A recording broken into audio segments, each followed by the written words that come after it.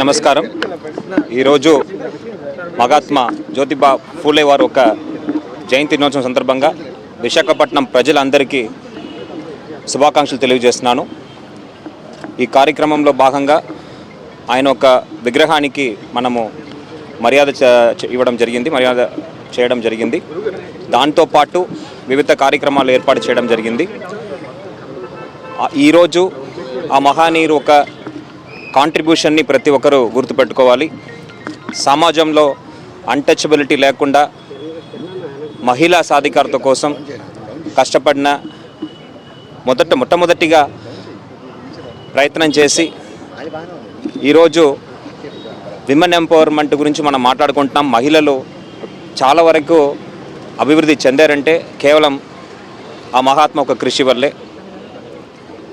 అలాంటి మహానీయులు ప్రతి ఒక్కరూ గుర్తుపెట్టుకోవాలని గౌరవ ముఖ్యమంత్రి వారి ఆదేశాల మేరకు ఈ జయంతి దినోత్సవాన్ని మనము స్టేట్ ఫెస్టివల్గా ప్రకటిస్తూ ప్రతి జిల్లాల్లో కూడా మనము వివిధ వేదికలు జరుపుకుంటున్నాము. ఈరోజు గౌరవ ముఖ్యమంత్రి వారి ఆదేశాల మేరకు బీసీ కార్పొరేషన్ ద్వారా ఓబీసీ కులానికి చెందిన వివిధ యువతలకు మనము లైవ్లీహుడ్ యూనిట్స్ కూడా డిస్ట్రిబ్యూట్ చేయబోతున్నాము. మన జిల్లాకు దాదాపు 1600 యూనిట్స్ డిఫరెంట్ కార్పొరేషన్ ద్వారా కేటాయించడం జరిగింది. దాంట్లో భాగంగా ఈరోజు దాదాపు 400 యూనిట్స్ గ్రౌండింగ్ చేపట్టడం జరుగుతుంది. దీనికి ప్రత్యేకంగా గౌరవ ముఖ్యమంత్రి వర్లకు ధన్యవాదాలు తెలియజేస్తున్నాను. ఓబీసీ బీసీ వారి ఒక సంక్షేమానికి జిల్లా యంత్రాంగం అదేవిధంగా రాష్ట్ర ప్రభుత్వం ప్రతిరోజు కృషి చేస్తుంది. ఆ మహానీయులు కన్న కళాన్ని నిజం చేయడానికి ప్రతిరోజు కూడా శ్రద్ధ తీసుకొని కష్టపడతామని ఈ సందర్భంగా తెలియజేస్తాం. జ్యోతిరావు పూలే జయంతి ఉత్సవ శుభాకాంక్షలు తెలియజేస్తున్నాం. భారతదేశంలో మహిళలకి విద్య లేని సమయంలో భారతదేశంలో మొట్టమొదటిసారిగా బాలికలకి మహిళలకి పాఠశాలలు స్థాపించిన ఘనత జ్యోతిరావు పూలే మరియు సావిత్రిబాయి పూలే కుటుంబానికి దక్కింది.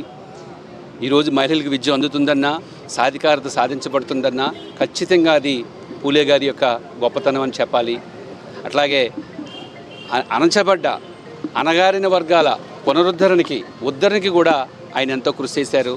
ఈరోజు భారతదేశంలో మహాత్మా గాంధీ గారు అంటే అందరికీ తెలుసు. కానీ ఆ మహాత్మా పదాన్ని మొట్టమొదటిసారిగా గాంధీ గారి కంటే ముందే పూలే గారు పొందడం ఆయన గొప్పదనానికి నిదర్శనం. అంబేద్కర్ గారు తెలుసు మనందరికీ. అలాంటి ద గ్రేట్ అంబేద్కర్ గారు తన గురువుగా స్వీకరించారంటే పూలే గారు సమాజానికి ఎంత సర్వీస్ చేశారో మనందరికీ తెలుసు. అలాంటి పూలే గారి జయంతి ఉత్సవ సందర్భంగా ఈరోజు మా ఎన్డీఏ ప్రభుత్వం మా ముఖ్యమంత్రి గారు బీసీ కార్పొరేషన్ ద్వారా రుణాలు అందిస్తున్నారు.